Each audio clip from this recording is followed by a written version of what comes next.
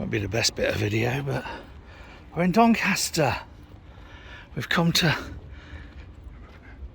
salvage the boat that we dumped here unceremoniously last Sunday. Donny Market, which I might come and explore tomorrow. But, well, I think my main focus will be on the chip shop. Not that I'm shallow or anything like that. That is the one, isn't it? This is the one we use, isn't it? Yeah, pretty sure. Right, so back in Doncaster. Not much of a boating video this, is it? Oh well.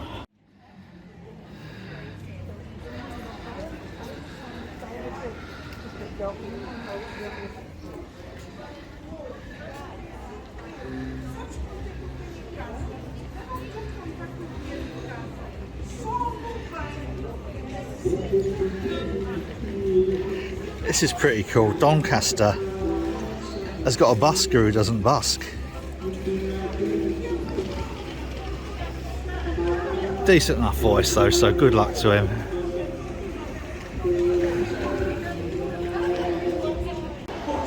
Oh, flickery LED lights and more. Crikey, this phone doesn't like flickery lights. Doesn't like LEDs. None of those are flickering in real life. Now this is inside the French Gate shopping centre in Doncaster, and upside sort of like H. Samuel's and Coupland's and all your sort of like mobile phone shops is this place, which is kind of and it's a huge, and I can't actually film too much in here because there's kids bouncing around down there, and it's probably not a good idea to sort of freak some people out. Fair enough, but this is colossal. This is a massive indoor sort of trampoline, soft play centre, I suppose you'd call it. But it's colossal. How on earth they make enough money to pay for this in the middle of a standard shopping centre, Meadow Hall type shopping centre? Bonkers. It's huge. Absolutely massive. So the rent and rates on this, I've no idea how they make any money. Anyway, let's get outside now, back out onto the streets with less flickery lights.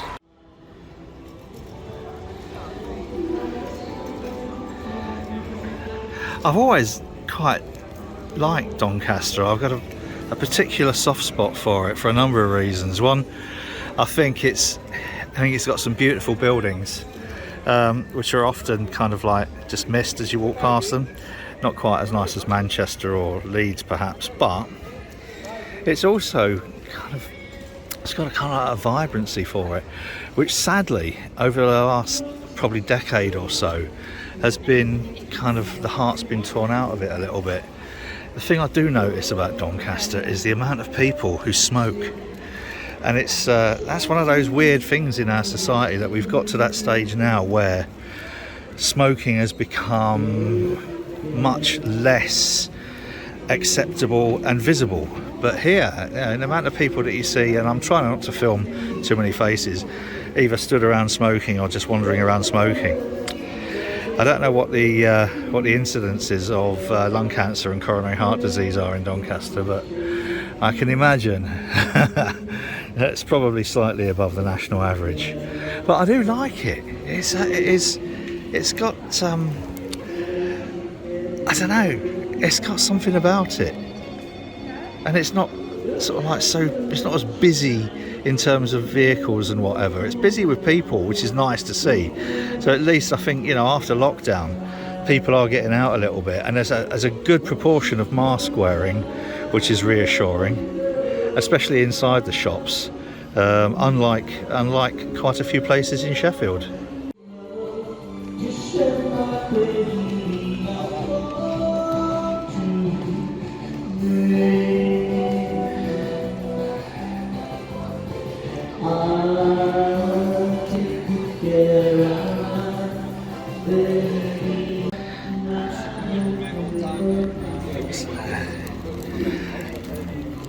This is something that Sheffield actually missed out on, even though it's not working, is to have these portable sanitation stations.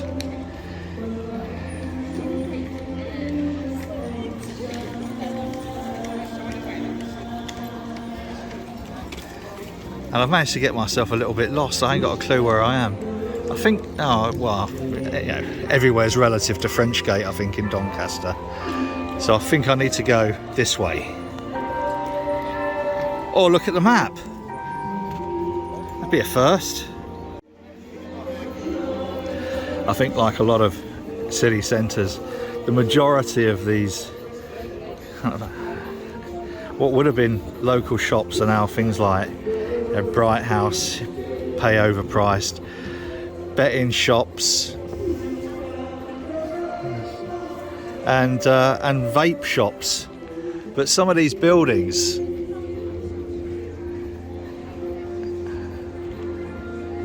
absolutely beautiful, characterful buildings.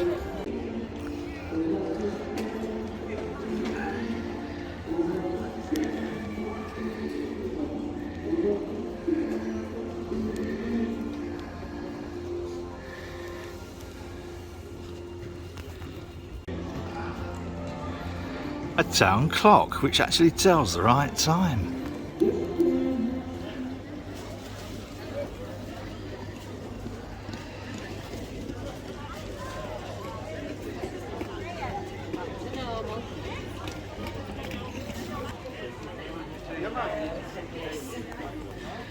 Do you know, I'm really tempted. I always like the market here, outdoor and indoor. It's brilliant. In fact, the indoor market especially so. But do you know, I'm not sure I can resist a hot dog.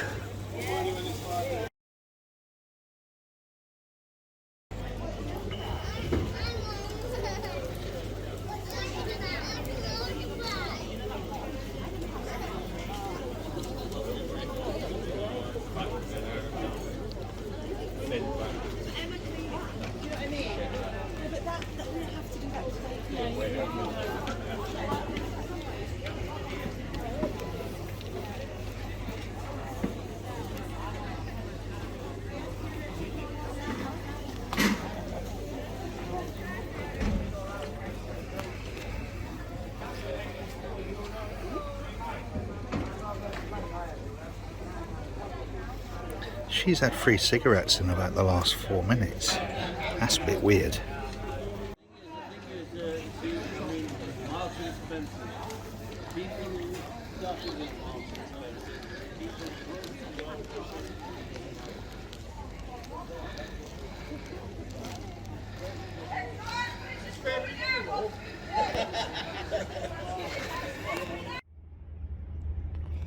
What? Marley knows there's chips in that bag.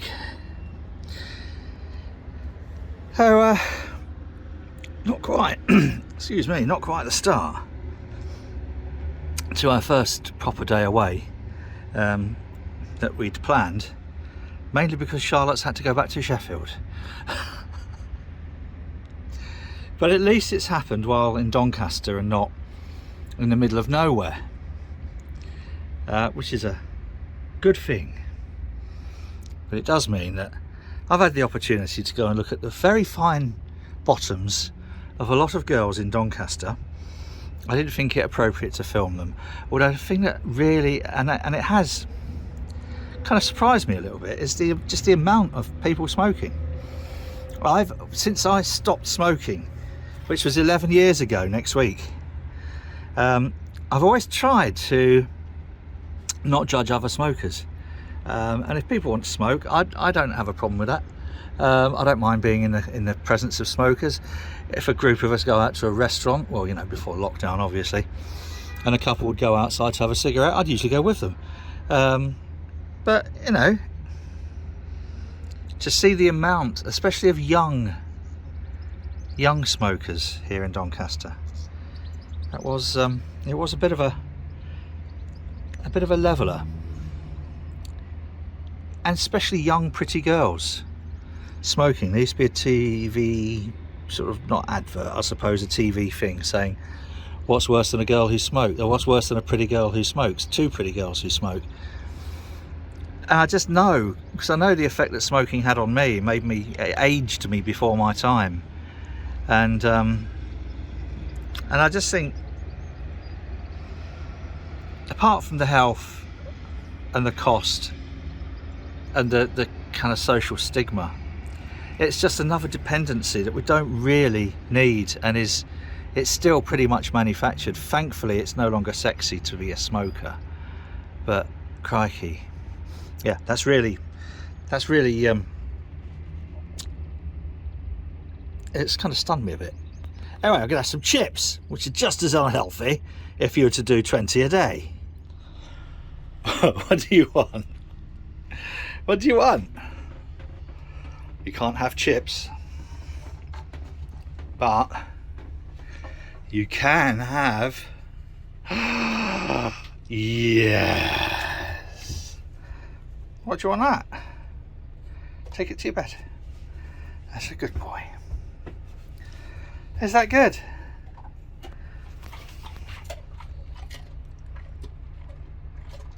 God, it's hard life being you, isn't it?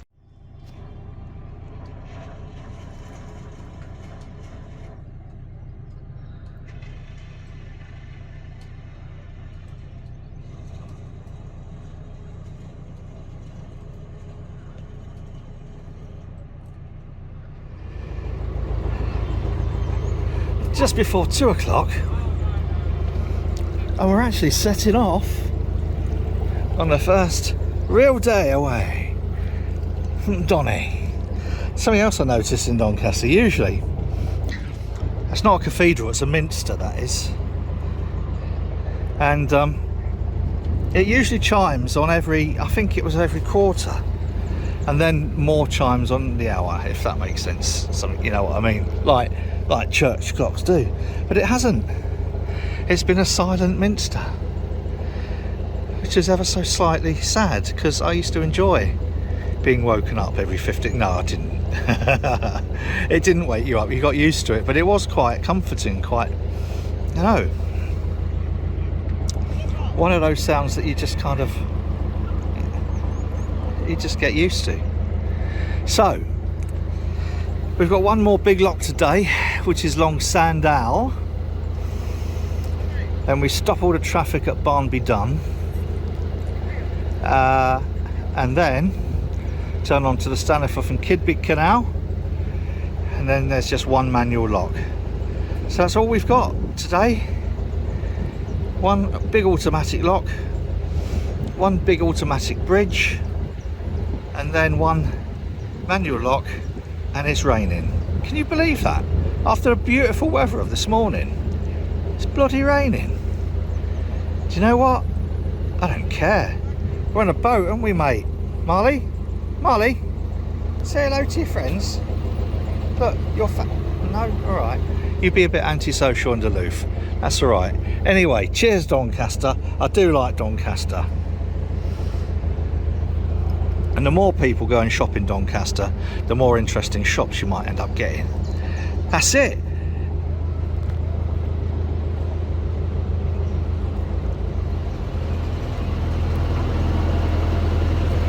Now this is Strawberry Island Boat Club.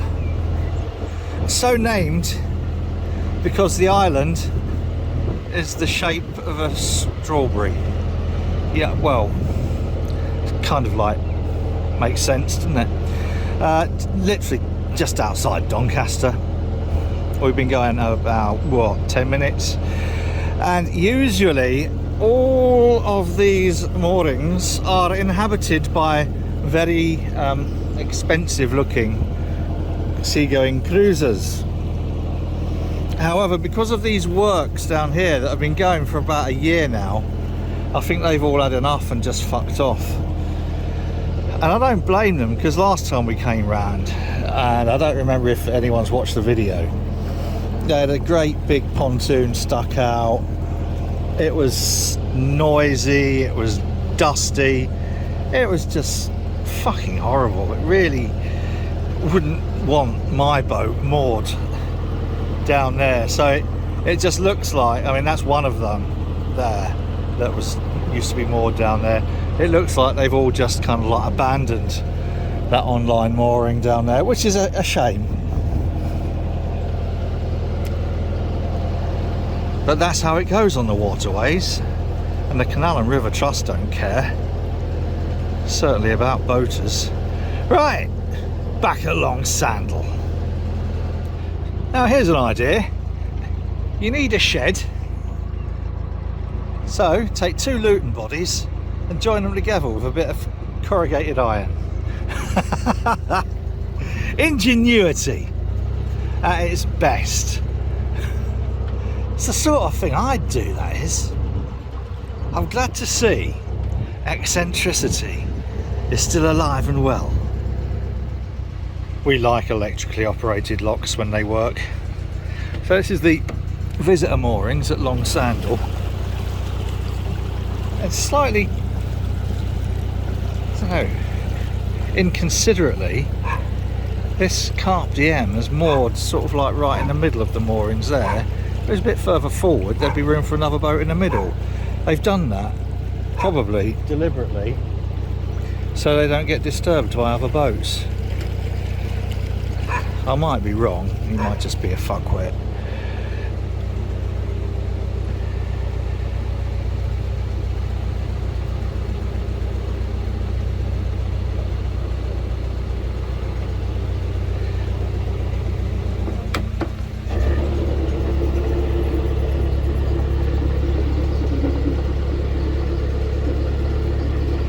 Weather forecast didn't mention rain.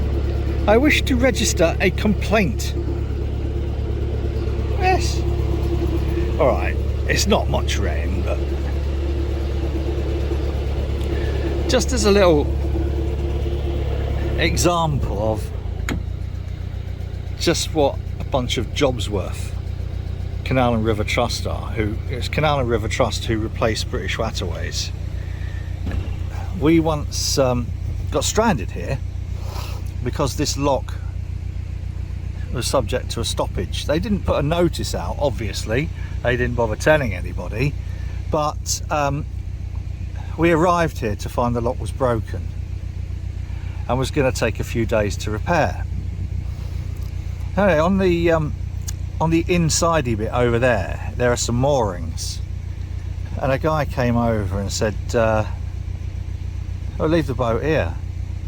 So my mate, who we used to call Jim PS, GPS, JPS, came and found us and took us back to Sheffield. So anyway, we moored over there, and the guy said, "Oh, the mooring's free. It's been taken by someone who's having a boat built, but the mooring won't be used for ages."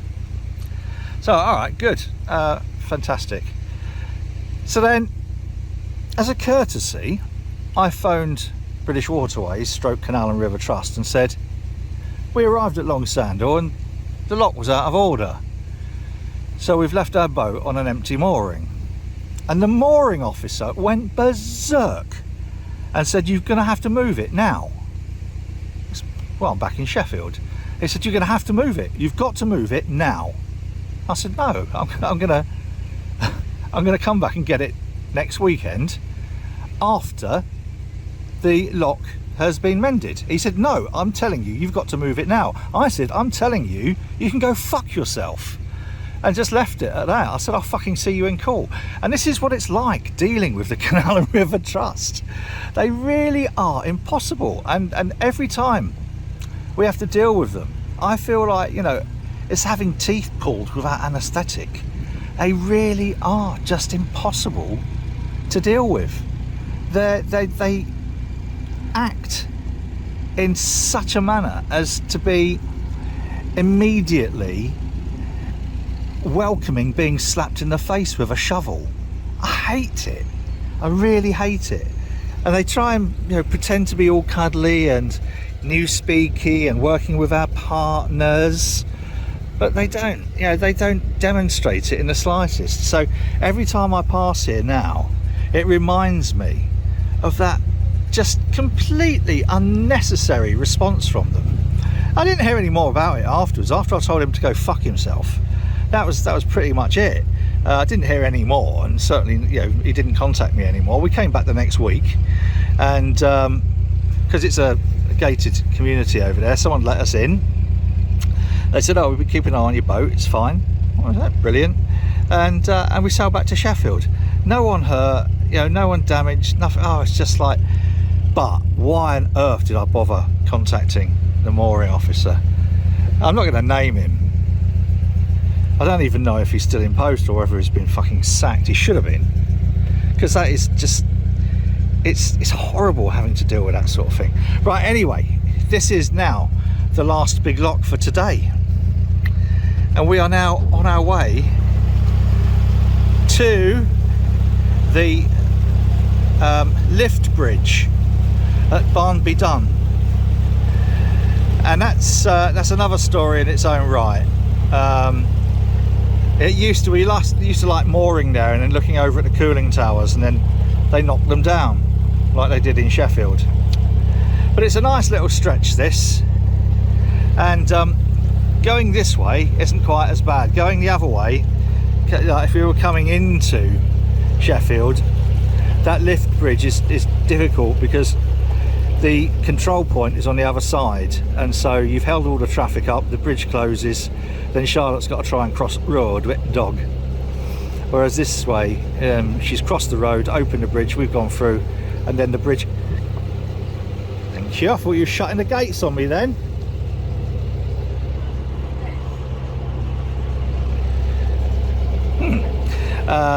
So she doesn't get stranded. Alright, that's it. Still raining, that's where we moored. Over there. And interestingly, look at that. I mean, that was about 10 years ago. The mooring's still empty. that was the mooring there. This was it. That's where we left the boat.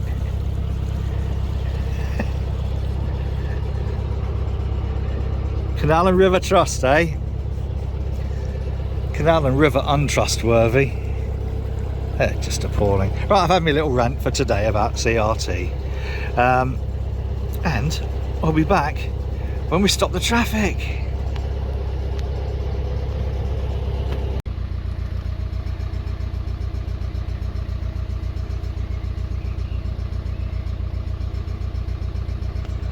The power to stop traffic. The amount of times we've been through it and this bridge hasn't worked, or it's taken a little bit of persuasion, but now stopping traffic again. There are some bigger bridges where we've had to stop traffic.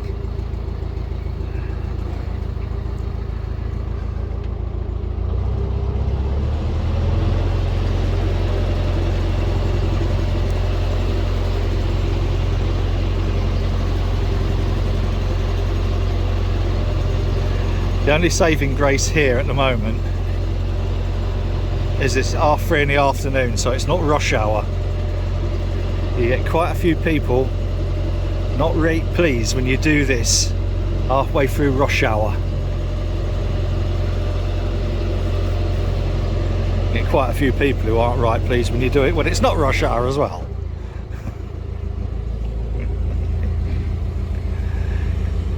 And there we are. Because she's doing it there, she now doesn't have to cross the road afterwards.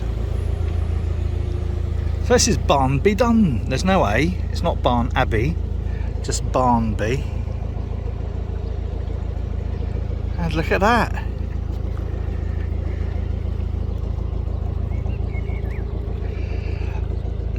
It's a constant source of frustration that Canal and River Trust just don't have the ability to keep all of this infrastructure in good working order. And they're always firefighting, if you like. They're resolving problems rather than preventing them. But this is where we used to like mooring, just there actually. And over there were some cooling towers. In fact, if you look at the SheffieldNarrowboats.com website, there's some photos on there that I took many years ago. Lovely, beautiful evening, and even though you're right next to that sort of like busy road, you don't notice it. And oh, that's nice. And you yeah, you could be literally sort of like forgiven for thinking you're in the middle of nowhere. and just looking across over at the cooling towers. It was just nice. It was lovely. I don't know. There's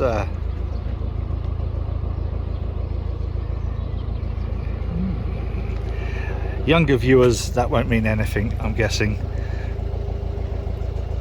But what a beautiful way just to sort of travel, isn't this? I moan about the rain every now and then, but you know what? It doesn't really matter. Alright, when it's freezing cold and pissing it down and the top of the boat's as wet as the bottom, then yeah, not so good. It has to be said. But today it's only a mild drizzle. And it's a warm, mild drizzle. So I could, realistically, I suppose, strip off and have a free shower on the back. What a horrible thought for anybody who might see me doing that. A hippo dancing in the rain. Right, this now is it for a little while. But the next thing I'm going to show you really is quite awesome. We're now technically at the end of the Sheffield and South Yorkshire navigation, really.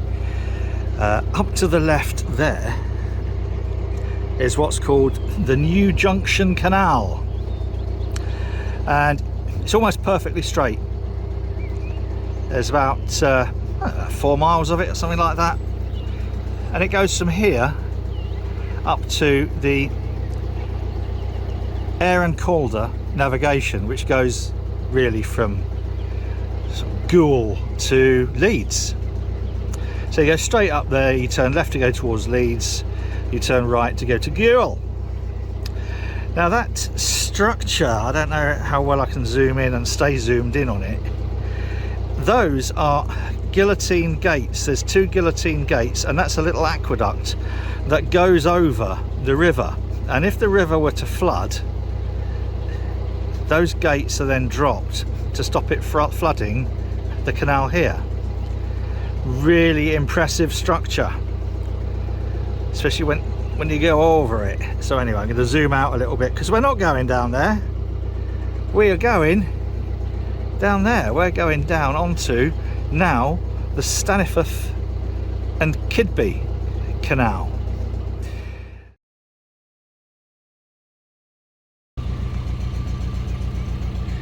Going down. This is actually a double lock. There's another set of gates down there. So if you had a longer boat, a longer boat, they would close this pair of gates, leave these open, and then the next set further down would be closed. So you'd have a much greater capacity. Little story about Bramwith, which I'll tell you as we leave the lock. So these are the second pair of gates that you can use to make this a quite long lock. And I've just asked the guy up there the maximum length for that little bit of the lock there is 60 feet. So we just about squeeze Olin Watter in there. That's the same, pretty much the same length as the locks on the flight coming out of Sheffield, but that's technically 61 and a half, I think. So when we bring Olin Watter, the broad beam, up here, that'll be a cosy little fit in that lock. Anyway, what was I going to tell you about here? A number of years ago, probably about 13-14 years ago, it might have been when we was bringing this boat back to Sheffield, we decided to go through the Huddersfield narrow canal and through Stand Edge Tunnel, which is the highest, deepest and longest tunnel. And at that time what they used to do is tie all the boats together, throw some plastic sheeting over the top, and then drag it through, bouncing off the edges with a tug. And we booked in and we got right up to the mouth of the tunnel, and some Jobsworth from British Waterways came along with a a little measuring stick and said, you're 1/4 of an inch too wide, you can't go through. Well, I didn't really want to argue the point. As an aside, we've been through 3-4 times since then, sailing on our own with a pilot to tell you to duck where the big metal bits are. But anyway, while we was waiting to go through, there was another boat called Brass Rivet from the Strawberry Island Boat Club. Michael and I can't remember his wife's name. So we got to know them a little bit. A number of years later, they set up a little business, a little canal side cafe, if you will, and they moored, I think, somewhere here. And they had a broad beam and a narrow beam. I think the broad beam was the cafe, and the narrow beam was what they lived on. And they had some like picnic tables that they'd put out. They didn't run it from here. This is where they moored. They actually ran it from down by the bridge down there. Beautiful, thriving little business. Lovely little business. Didn't hurt anybody. Was great for walkers and fishermen, other boaters. Wonderful. So Canal and River Trust put them out of business. They I can't remember the full details, but they effectively shut them down.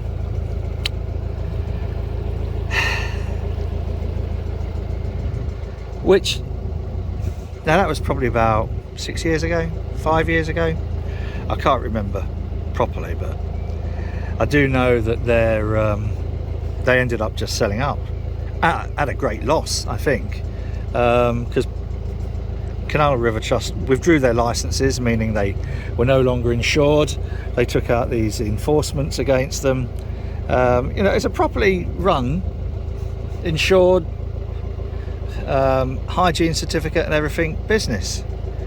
And CRT, nope, we're in charge here. Can't have anybody showing a bit of initiative or contributing positively to the waterways.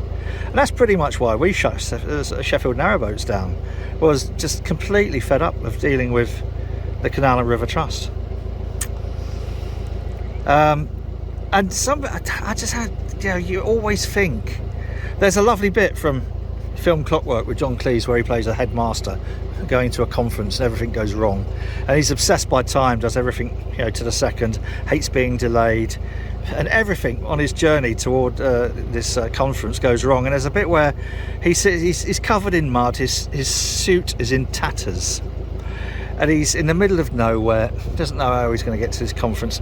He sits down by the side of the road, puts his head in his hands and says, "It's not the despair. I can cope with the despair," he said. "It's the hope I can't deal with." And I'm like that, I relay that quite often when talking about the Canal and River Trust. And it shouldn't be that way. It really shouldn't be that way. They are anti-business, they're anti-waterways business, they're actually anti-boater. They make these statements, making life better by water. By the side of it, not on it. They're just impossible to deal with. And I don't want this video or this trip really to turn into just a complete rant about the Canal and River Trust. But I think it's important to draw attention to the fact that they're not fit for purpose. What they did with us last year was leave us effectively stranded without insurance through their own incompetence. They withdrew the license and they changed the ownership of the boat without our permission. It's incredible that can happen. And after 4 letters that I've sent them, I didn't even get an acknowledgement, didn't get an apology, didn't get an acknowledgement. It really just is dreadful. And it spoils the whole experience of having a boat, knowing that at some point you're going to have to deal with the Canal and River Trust. Anyway, we're coming up to the last bridge for today. This is a little electrically operated swing bridge coming through the other way once. I was a bit too eager and managed to bump into it as it was opening. That's another story. Don't usually admit to it, but I do try and tell people that boating is a contact sport and paint is cheap.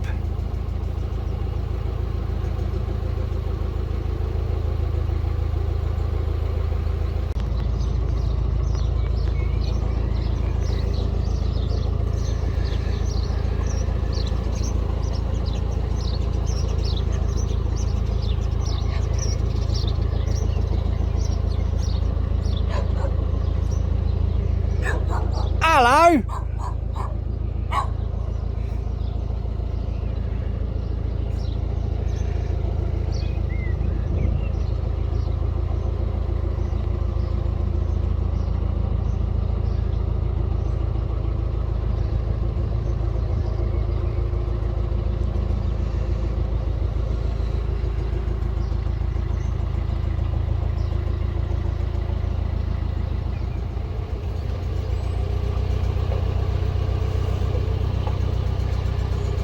I'm not convinced that wall's going to last very long. We are now at Stainforth. I don't know, however you want to pronounce it. I don't mind. But that is verging on being a part of the canal. Now, all through the last 12, whatever, 13 odd years, whenever we've come past Stainforth, or whenever we've arrived at Stainforth, we've probably more than half of those times we've had something to eat at the new inn. Look at that up there on that bridge.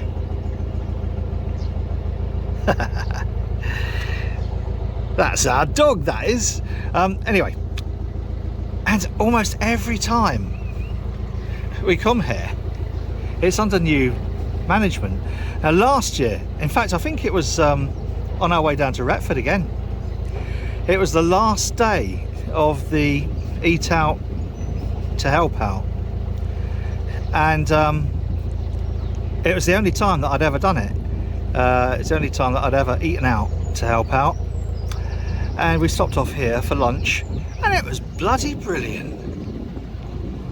And we've had other mixed grill here and all sorts here, and the food's always good, but it's always changed hands. It's always someone new. So now I'm gonna have to work out where we are going to moor, because it looks like we can't moor directly outside. So it might be that we moor over on the left hand side here somewhere, but because I will most likely need to have two hands to do that, I will stop filming for the time being. This is our mooring for tonight.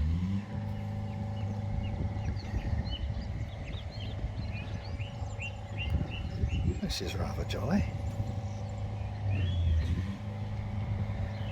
Even more jolly. So the new inn at Stainforth. I need to be a little bit careful, because I think somewhere here I managed to step in some dog shit.